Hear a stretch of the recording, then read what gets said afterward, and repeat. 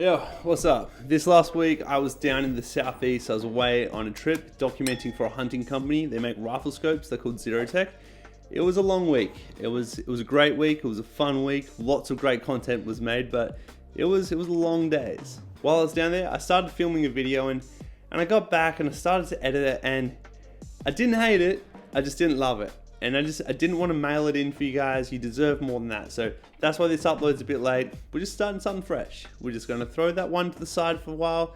If I find out I like it later, it might find its way up to the tube, but if not, this is what we're getting. So instead of, uploading a half-baked video, I figured, how about I teach you something that I really discovered while I was down there, something that I hadn't really played with before. And that's how to shoot panoramas and edit them in Lightroom, or I'll title it something like that, no doubt.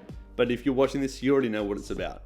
We're going to learn how to shoot and edit a panorama in Lightroom. Growing up with my dad, he still is a landscape photographer. He loves his wide field of view, and for Dad, in the film era, having a wide field of view and what he wanted meant lugging around a large panoramic camera. They weren't cheap, nor were they small. He had a Fujifilm something or other, whatever this one is here, and he also had a Noblex.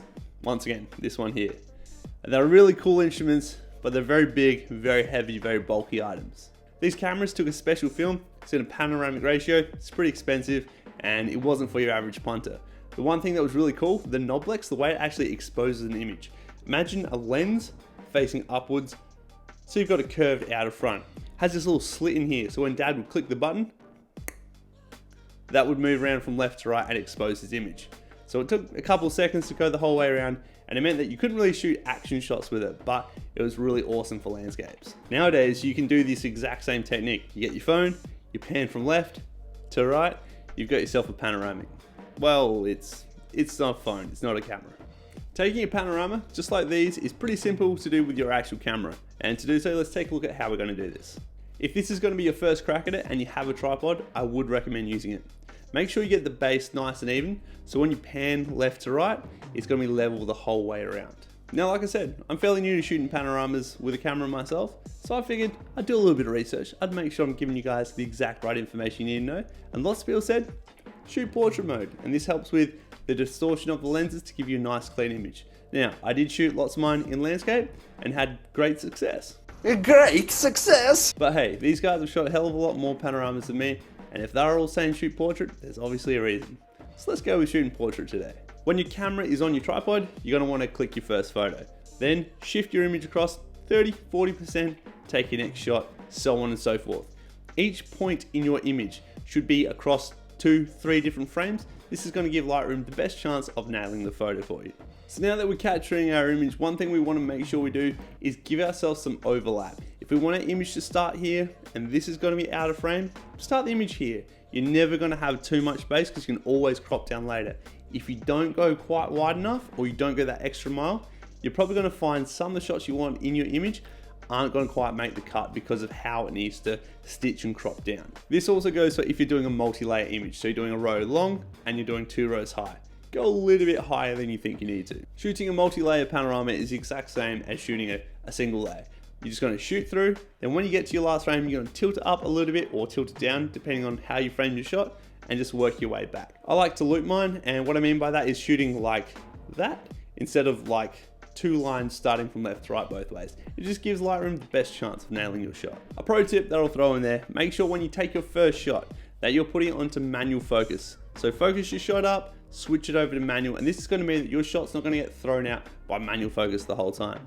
Now also, if you have yourself a cable release, jump on the cable release. If not, chuck yourself on a 2-second timer, click your shot, let the camera stabilize, take the shot itself.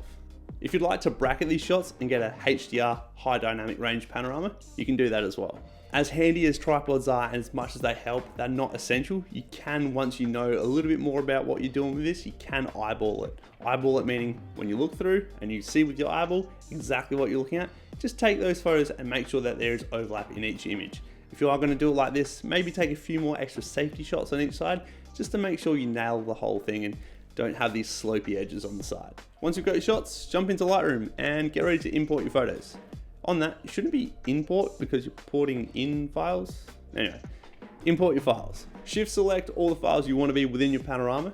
Hit Command and M at the same time, and this will start the process. You can always right click and go up to the photo merge option and then choose panorama, or if you're bracketed, choose the HDR panorama option. Lightroom will then give you 3 different options. I personally find that this works differently on a case-by-case basis. So play with them and work out what works best for your image. Perspective should work best for vertical panoramas.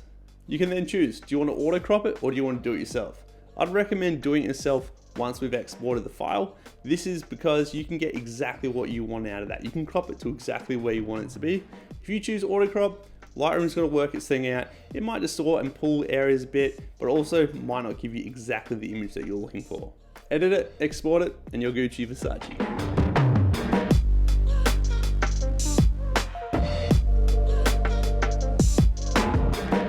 Now you've got a really cool panorama and you want to post it to Instagram on a multi-photo carousel.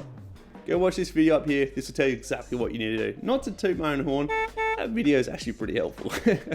Shooting panoramas like this is really cool because next time you're out and about and you just want a little bit more width in your shot, you can do one of these. Get yourself a cheeky little panorama.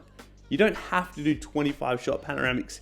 It can be a 2 shot, it can be a 3 shot. Just a little bit more height, just a little bit more width. Whatever it is, you're not limited by your lens anymore. Not only will you gain a bit of extra width or a bit of extra height, you also gain a fair bit of extra resolution. There is a lot of images going into this, so it's not just going to be your standard resolution from one of your shots. Take a look at this here. This is the normal shot out of the A7Siii, which is a 12 megapixel camera. Now have a look at this. This is the dimensions from an A7Siii panoramic. Alternatively, here's one from an A7R4, and here's the panoramic from an A7R4. Now that is some sensual file sizes. If you're still one of those people that think you can't print photos from an A7Siii, print that. Whammy! Whammy! Loud noises! You can print anything.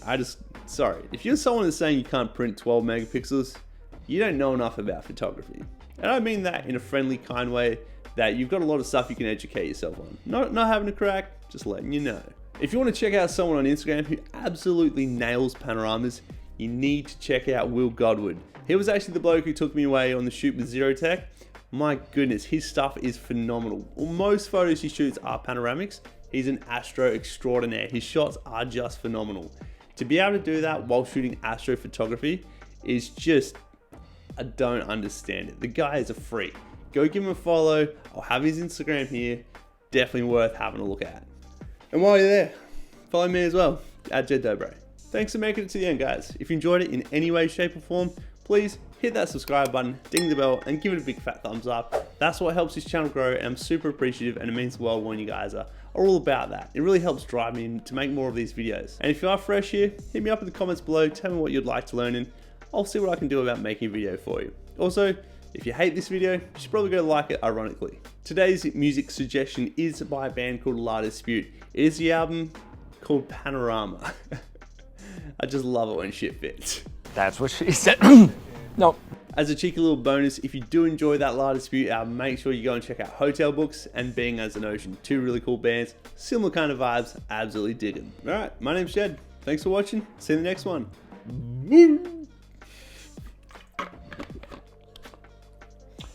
Oh boy. Bye. I'm gonna stop it.